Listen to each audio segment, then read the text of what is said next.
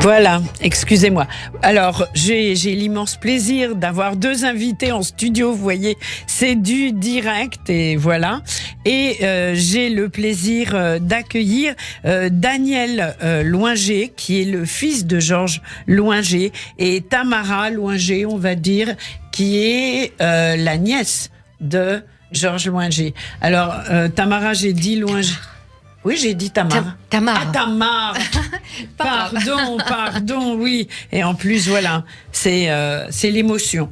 Donc, Tamar, voilà, vous êtes avec nous parce qu'un événement va avoir lieu demain, en fait, une pose de plaque à la mémoire de Flore et Georges Loinger.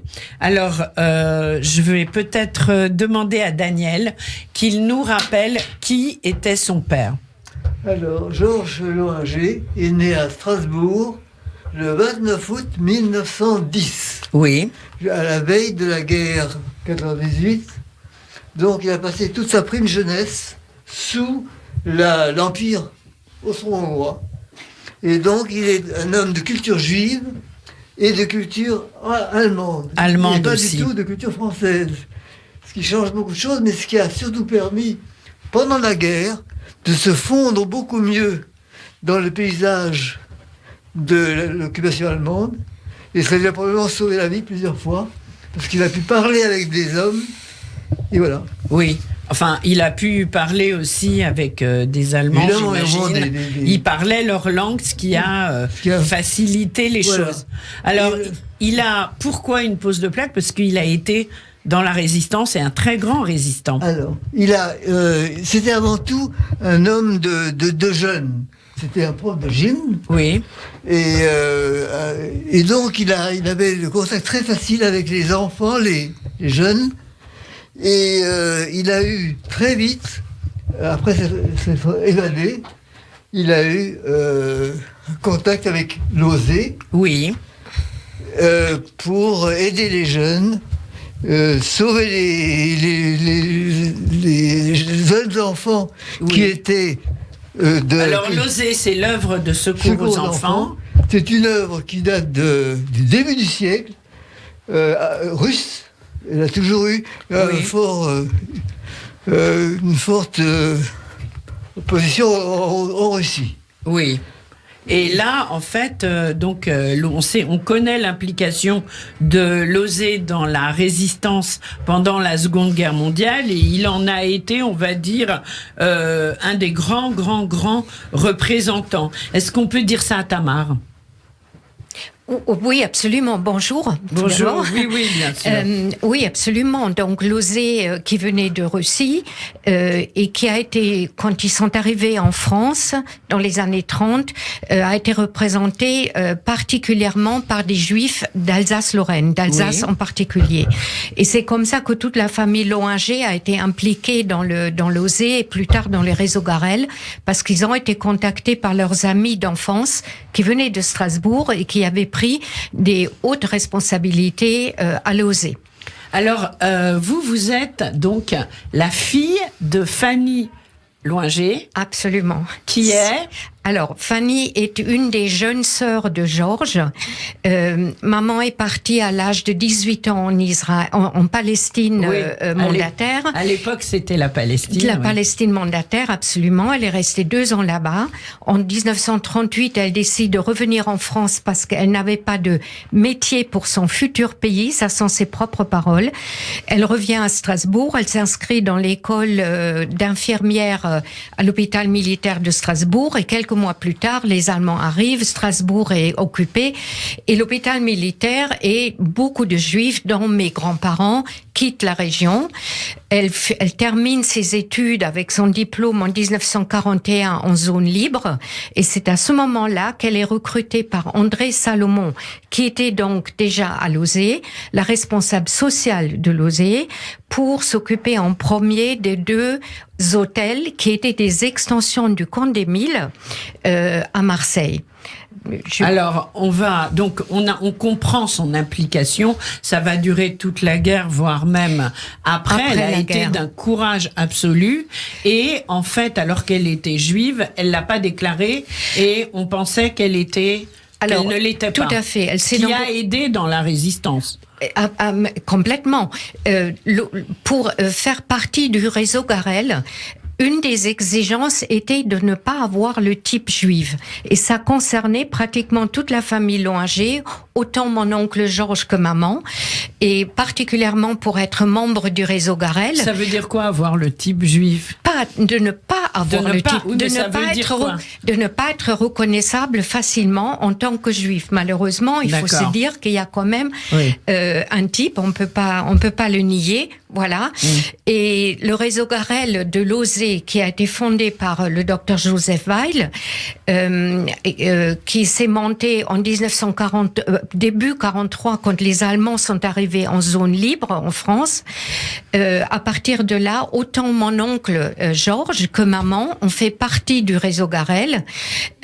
Georges, d'après ce qu'on sait, a sauvé environ 320 enfants avec sa filière à Annemasse pour amener les enfants, certaines catégories des enfants que mon cousin Danny peut spécifier en Suisse. Et maman, qui avait 5 secteurs, la responsabilité de 5 secteurs en zone avant libre, a sauvé environ entre 450 et 500 enfants. Et c'est énorme, c'est hyper bouleversant. C'est très bouleversant. Elle nous racontait ça, elle les appelait mes autres enfants. Mes autres enfants, ce qui était pour nous tout un monde. Et son plus grand bonheur a été qu'elle n'a pas perdu un seul de ses enfants qu'on lui a confiés. C'est énorme, 450 enfants. Donc, demain aura lieu, sous l'égide de Anne Hidalgo, maire de Paris, avec Laurence Patrice, adjointe à la mairie de Paris, chargée de la mémoire et du monde combattant, et Francis Spinner, maire du 16e. Donc, on va dévoiler la plaque à la mémoire de Flore et Georges Loinger, qui était Georges Loinger, commandeur de la Légion d'honneur, membre de l'OSE des réseaux Bourgogne et Garel, et qui ont contribué, donc comme on l'a compris, au sauvetage de centaines d'enfants juifs. Alors, là où il y aura la plaque, c'est l'immeuble où ils ont vécu de 1952 à 2018. Ce que je voudrais, Daniel Loinger, c'est que vous nous parliez un peu de Flore aussi. Alors, Flore est d'une bonne famille, comme je disais tout à l'heure, une bonne famille juive de Leipzig. En fait, elle est de la branche qui était basée à Chemnitz. Et elle est très vite devenue orpheline. Son papa est mort des suites du gaz. Il a été gazé pendant la guerre. Donc il a juste fini la guerre. Et sa maman est morte d'une péritonite. Donc elle est arrivée. On l'a recueillie. Elle est arrivée à Strasbourg, l'aune de jeune fille de Flore Weil et de Laure Weil. Et en fait, elle était très malheureuse par la perte de ses 2 parents. Ben, on peut imaginer, et, donc, elle s'est inscrite à la Hatikva, un groupe de jeunes, de mouvement jeunesse, qui devient l'espoir. Et là, elle était toujours malheureuse. Et on lui a fait rencontrer Georges. Oui. Et en lui disant, vous allez réorganiser la bibliothèque. C'est comme ça que C'est comme ça que ça a commencé. Et elle, alors, pendant la guerre? Alors, pendant la guerre, en fait, la baronne de Rothschild avait arraché aux Allemands, sous beaucoup d'argent, 123 enfants. Oui.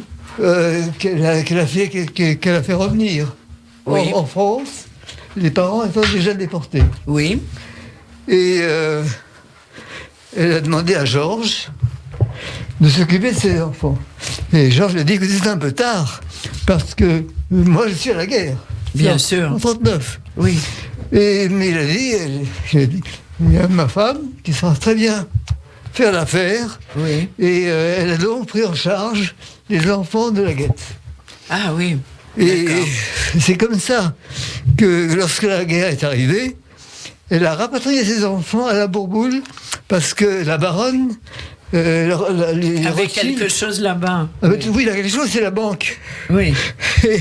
Et donc, elle est arrivée à la Bourboule et... Et donc, voilà. Et donc, elle a envoyé un jour une lettre à Georges, qui était prisonnier, en lui disant « Mes enfants ne vont pas bien ». Et comme mon frère n'était pas encore né, il a compris que ça allait mal. Donc, c'est là qu'ils sont évadés avec... Il a rencontré, dans le camp de prisonniers, un cousin, Marcel Faul, Oui. et donc ils sont évadés. Et ils sont arrivés. Incroyable. Il est arrivé à la Bourboule le jour anniversaire de la naissance de ma mère. Alors, donc, demain, ce sera pour leur rendre hommage à tous les deux. Et ce sera donc mercredi 16 février à 11h15.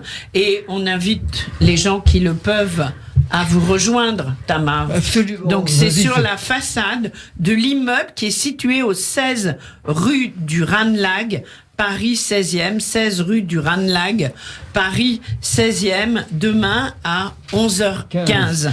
Alors, est-ce que vous avez toujours grandi avec cette connaissance, Daniel, de l'histoire de vos parents, Oui. de cette histoire extraordinaire, héroïque de la résistance? Tout à fait, parce qu'en réalité, nous avons été les derniers, c'était le dernier convoi. Parce que les Allemands commençaient à comprendre, avec toute cette agitation d'enfants qui passaient, Oui. c'est des Juifs, et donc mon père a été recherché. Donc l'OSEA a décidé d'arrêter ces passages en Suisse pour les enfants et a demandé à Georges d'évacuer la famille. D'accord. Et donc il a décidé de nous envoyer en Suisse, et c'est la seule fois où il y a eu un problème, on a été arrêtés. Et Georges est arrivé à charmer Oui. l'officier allemand qui nous avait arrêtés, qui avait un gros chien, et l'officier allemand voulait rassembler tous les gens du groupe. Oui. Il a demandé à ce chien, il a exigé que ce chien reste près de nous, un énorme chien, et quelques minutes après, le chien est parti. Et il y avait juste à côté, une espèce de miracle, un petit ruisseau. Et comme on sait, surtout quand on est scout, que les chiens ne peuvent pas sentir à travers Oui, à travers l'eau. on s'est évadé très vite. On est tombé sur une maison de garde-barrière où le monsieur a dit « Vous pouvez pas rentrer chez moi parce que je vais être pris par les Allemands et ils vont brûler la maison. » Et mon père l'a menacé. Oui. C'était un sportif. Oui, Et on est resté la nuit, et la frontière est juste en face. bien sûr. Et donc voilà, comment on échappe. Alors, Tamar Louinger, c'est important cette commémoration, c'est même fondamental, parce que malheureusement on vit dans une époque où on a tendance à ressasser des fausses informations du genre les Juifs n'ont pas lutté, les Juifs se sont laissés faire, etc., etc. Là, on est quand même au cœur d'une résistance héroïque, courageuse, où des centaines d'enfants sont sauvés, où on lutte contre les nazis, et c'est d'autant plus important de dévoiler cette plaque et d'en parler. Je sais que vous témoignez beaucoup. Qu'est-ce que ça représente pour vous? C'est tout à fait ce que vous avez dit. Comme vous l'avez dit lors d'une conversation précédente, chaque témoignage et chaque acte est un acte de résistance. Et demain, la pose de la plaque, ça s'inscrit tout à fait dans ce thème aussi, du fait qu'il y aura cette plaque qui va rappeler aux passants que ici ont vécu des grands résistants, des enfants sauvés. Justement, ça va donc s'inscrire dans cette action. et c'est très important. Mais Et bien je sûr. dois dire que quand mon cousin Daniel a commencé à faire les démarches pour cela, la mairie du 16e, Monsieur Spinner, Monsieur Redler et la mairie de Paris ont été tout de suite très très ouverts et très actifs et positifs par rapport à cette démarche. Voilà. Et on leur remercie. Bien Oui, sûr. c'est tout à fait juste là. Et je voudrais rajouter une chose, c'est qu'en réalité, le gros travail de Georges n'a pas été le passage de la frontière Suisse. c'était essentiel. Mais Oui. le gros de son temps, Oui. c'était tout simplement d'instaurer dans toutes les maisons, d'instaurer des moniteurs de sport, quoi des moniteurs De sport. de sport pour entraîner les enfants et pour que les enfants Dans les maisons d'enfants, dans on les est maisons d'enfants, d'accord. pour que Oui. les enfants soient prêts au combat, si je Bien veux dire. sûr, oui. Et, Ils étaient entraînés, quoi. Ils étaient entraînés. Ils savaient quoi faire. Il a fait toute la guerre. Avec beaucoup de. C'était vraiment aussi dangereux que. Parce qu'il était tout le temps dans les trains. Évidemment, évidemment. Voilà. Voilà, bah écoutez, c'est une histoire que on se plaira à rappeler régulièrement sur Radio J. Merci beaucoup, Daniel Loinger. Tamar, un dernier mot, donc, en dehors du rendez-vous de demain à 11h40, à 11h15, pardon. Redonnez-nous l'adresse. 16 rue du Ranelagh. Voilà. C'est en face de la maison de la radio. Oui. Il faut savoir que la partie de la rue de la Ranelagh, cette partie-là sera fermée On imagine. en circulation. De 10h à Oui. 12h30. Moi, je serai en studio, je pourrais pas être avec vous, mais je penserai très fort. Vous serez à avec vous. votre cœur. Voilà. Une chose, c'est Oui. que vous avez le métro Passy. Oui, oui, non, mais ça, aujourd'hui, on s'est D'accord. arrivé. Tamar, juste un dernier mot. J'ai découvert, en préparant l'émission et en parlant avec vous, que cette immense chanteuse israélienne qu'on adore sur Radio J, Yardena Arazi, et que d'ailleurs Radio J avait déjà fait venir il y a quelques années pour un concert en France. Yardena, c'est une louangée. C'est une louangée, c'est notre cousine germaine à tous les deux, autant Oui. à Daniel qu'à moi-même. Sa maman, Yvette, était la sœur la plus jeune de toute la fratrie des 7 frères et sœurs louangers. Donc elle est louangée comme Daniel, comme moi-même, et nous sommes très fiers de la compter dans notre famille. Comme vous dites, c'est une immense chanteuse et star, et Que elle j'adore, symbolise l'évolution de l'État d'Israël. Complètement. Et je vous promets, là, à sa prochaine venue à Paris, elle viendra vous voir, Lise. Voilà, elle vient chanter avec plaisir.